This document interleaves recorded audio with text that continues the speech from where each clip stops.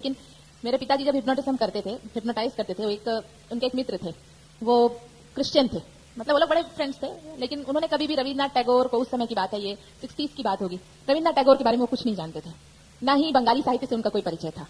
15 साल की उम्र होगी मेरे पिता की जब उन्होंने, वो बेबी अंकल था उनका नाम, उन्हें हिप्नोटाइज किया और उनको रविन्द्रनाथ टैगोर हो ये कहा, मतलब उनका जो अवचेतन मस्तिष्क था वो बहुत इनसे जुड़ जाता था। तो उस समय वो पूरे रविन्द्रनाथ टैगोर की कविताओं को, जैसे कोई बंगाली व्यक्ति जिस तरह से रविन्द्रनाथ टैगोर बोलते थे, बिल्कुल वैसे ही बोल के उन्होंने सुनाया। बड़ा आश्चर्य हुआ उनको कि ये व्यक्ति का अपनी आइडेंटिटी उस समय खत्म हो गई, जिसको उन्होंने सजेशन दिया, लेकिन रविन्द्रनाथ टैगोर तो उस समय खत्म, मतलब जिंदा नहीं थे। तो उनका जो फिर क्या चीज है जो वो आवाहन होता है, या वो कारण शरीर है? हाँ, उसमें एक चीज समझने की है। हमारे यहाँ जो मनस्तत्व है ना, वो सबका एक और व्यापक होता है।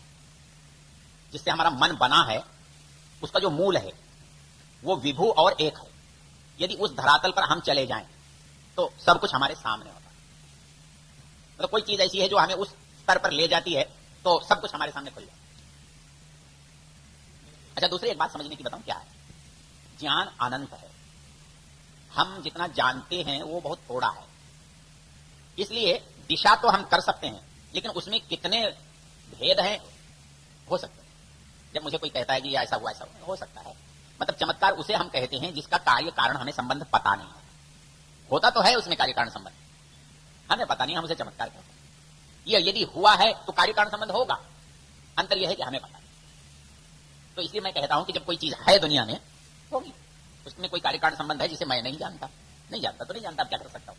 उसे आप चमत्कार कहो, उसे अद्भुत बात कहो, उसे ईश्वरीय चर्चा कहो, आप